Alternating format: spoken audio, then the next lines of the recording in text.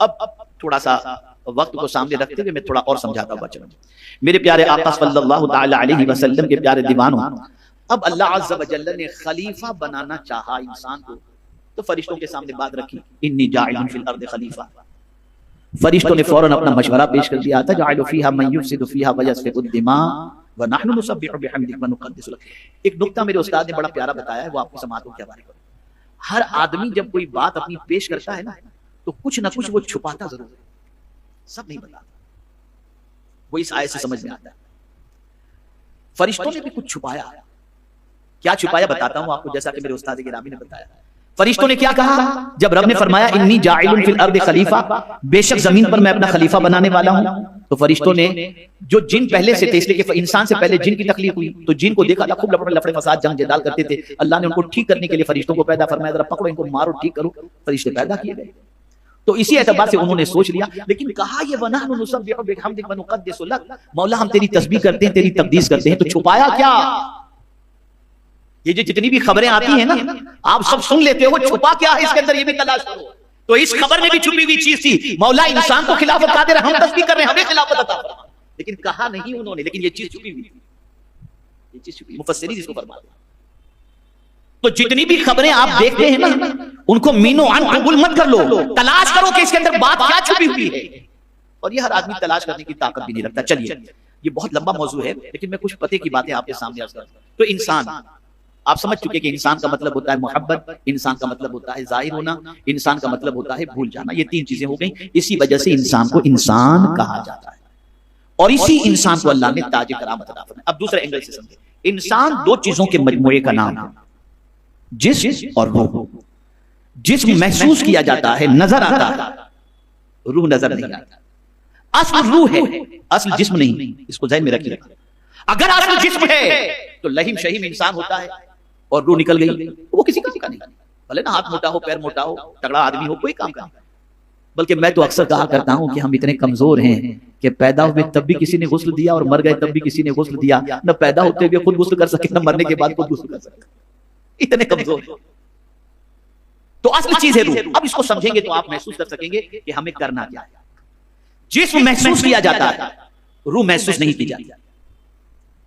اب اگر کوئی انسان اپنے جسم کو کھپا دے، اپنے وجود کو اللہ کی اطاعت کے اندر لگا دے، محنت و مشقت کرے، عبادت و ریاضت کرے، تقوی و طہارت اختیار کرے، تو میرے پیارے آقا صلی اللہ علیہ وسلم کے پیارے دیوانوں، وہ جسم سے نکل کر روح تک پہنچ جاتا ہے. اب اس کی پوزیشن جدا ہو جاتی ہے. اب اس کی طبیعت کی کیفیت یہ پہنچتی ہے کہ جہاں سے روح آئی ہے، جسم کو مزہ کھانے میں آتا ہے اور روح کو مزہ اللہ کے ذکر میں آتا ہے. تو جب تک وہ جسم کو پالتا رہا تب تک جسمانی اور مادی چیزوں میں دلچسپی رہی، اور جب جسم سے نکل کر وہ روح کی پرورش میں نکل پڑا تو اب کیفیت یہ ہوئی کہ اس کی طبیعت کا قرار اللہ کے ذکر میں ہے، نیک کاموں میں ہے. اب یہاں جو بات سمجھنی ہے، اجتماع کا مقصد بھی آپ سمجھ جائیں گے. یہ روح تک رسائی ممکن کب ہوتی ہے؟ خالی سجدہ کر لینے سے نہیں. آج 30 سال سے لوگ سجدہ کر رہے ہیں، رب کے بارے میں کچھ جانتے نہیں، کوئی تعلق ہی اپنے رب سے قائم نہیں ہوا، کوئی رب سے تعلق نہیں. یہ مقام روح تک پہنچنے کا ہوتا ہے تربیت کے ذریعے. خود حضور صلی اللہ علیہ وسلم ارشاد فرماتے ہیں، میری تربیت میرے رب نے فرمائی. وہ رسول اعظم صلی اللہ علیہ وسلم جو خاتم النبیین بن کر کے آئے، سید المرسلین بن کر کے آئے، ان کو بھی رب نے ان کی بھی تربیت فرمائی. میری بہت اہم میرا یہ ٹاپک ہے، اور اس کے لیے مجھے پورا 1 ہفتہ کم سے کم چاہیے. میں قرآن کی روشنی میں انشاءاللہ یہ بتا سکتا ہوں اللہ کے فضل اور اس کے حبیب کے صدقے میں کہ اللہ نے حضور کی تربیت کیسے فرمائی، کیسے فرمائی. تو روح تک رسائی کا معاملہ تربیت کے ذریعے ہوتا ہے. اب یہاں تربیت کا مطلب سمجھا جائے، یہ بھی بڑا مسئلہ ہے. لفظ تربیت تو آپ نے سنا ہے، علماء اور طلبہ بہت محظوظ ہوں گے جب میں تربیت کو کھولوں گا تھوڑا سا اس کے مطلب کو. تربیت کا مطلب ہوتا ہے کمی دور کر کے کمال پیدا کرنا، یہ ہے تربیت.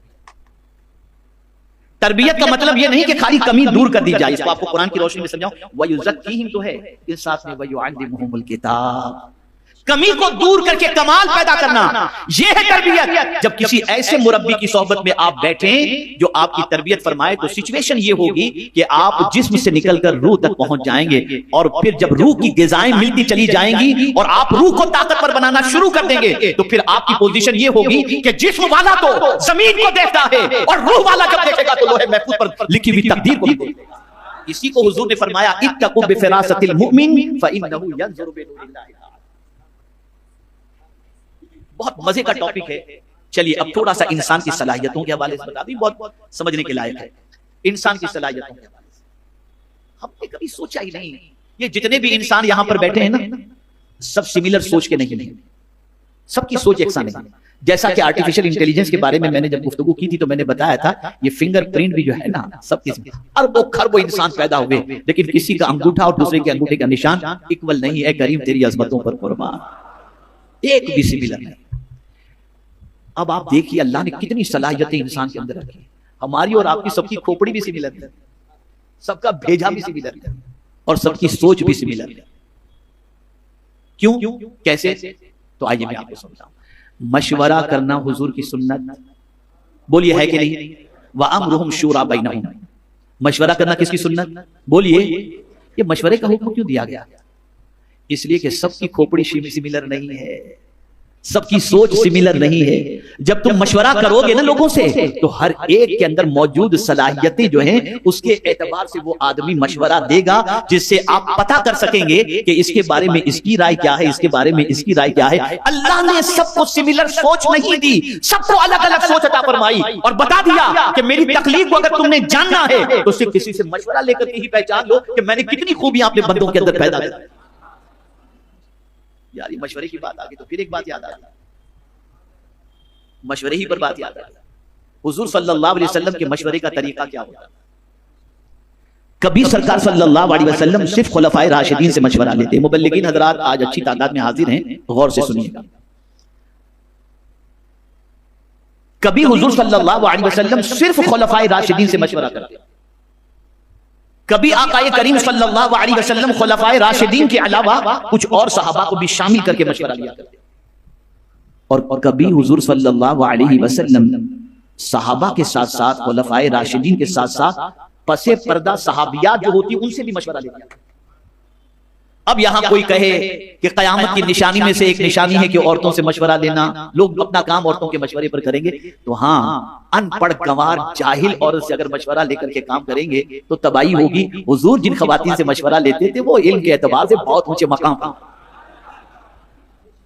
اب آپ کو بتاؤں کہ عورتوں میں علم کے معاملے میں کتنے اونچے مقام پر کس طریقے سے خواتین فائز تھی، تو حضرت رابعہ کو ہی دیکھ لیجیے۔ ایک بار حضرت حسن بصری رضی اللہ تعالیٰ عنہ نے حضرت رابعہ سے فرمایا رابعہ عورت ناقص العقل ہوتی ہے اس لیے اس کو نبوت نہیں ملی، اس لیے عورتوں میں کوئی نبی ہوا ہی نہیں۔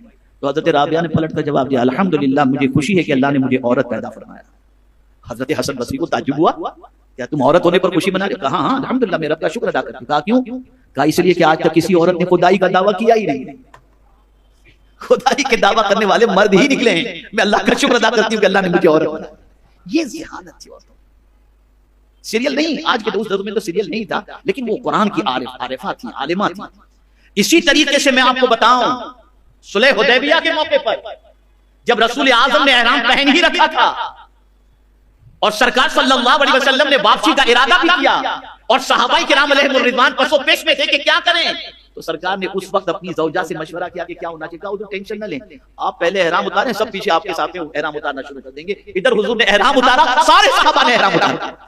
یہ اسی طریقے سے آپ دیکھیں فاروق اعظم رضی اللہ تعالیٰ عنہ نے مہر مقرر فرما دی، اتنی مہر۔ ایک خاتون کھڑی ہوگی، امیر المومنین آپ کون ہوتے ہیں مہر کو فکس کرنے والے؟ جب اللہ اور اس کے رسول نے قرآن و حدیث میں فکس نہیں کیا تو آپ مہر فکس کرنے والے کون ہوتے ہیں؟ فوراً فاروق اعظم نے کہا ایک عورت نے میری اصلاح کر دی، میں خطا پر تھا۔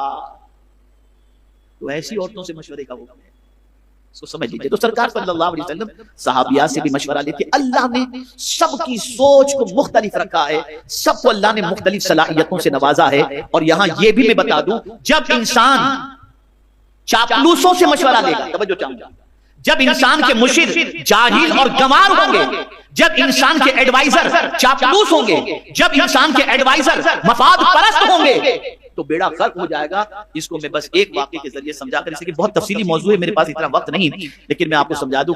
حضرت مولا علی کرم اللہ تعالی وجہہ الکریم سے کسی نے پوچھا، امیر المؤمنین فاروق اعظم کے دور میں بہت فتوحات ہوئی، لیکن آپ کے دور میں اتنی فتوحات نہیں ہوئی۔ تو مولا علی نے بڑا پیارا جواب دیا، ارشاد فرمایا ان کو مشورہ دینے والے ہم تھے، ہم کو مشورہ دینے والے تم ہو۔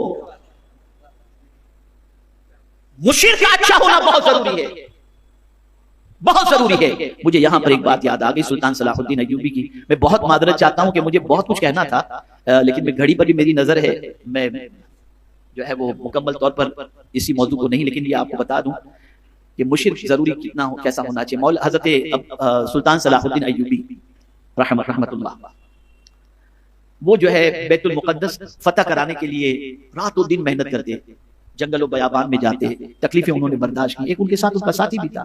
اب ساتھی کیسا ہونا چاہیے آپ؟ ایک دن ساتھی سے کہتے ہیں، یار بڑے بڑے علماء، بڑے بڑے مشائخ موجود ہیں دنیا کے اندر، کوئی بیت المقدس کو فتح کرنے کے سلسلے میں کوشش نہیں کرتا۔ یار میرے بھی بیوی بچے ہیں، میں جنگل و بیابان کی خاک چھان رہا ہوں، میں بھی سوچتا ہوں کہ چل کر میں بھی اپنے گھر والوں کے ساتھ رہوں۔ اب دیکھیں مشیر کیسا ہوتا ہے، ساتھی کیسا۔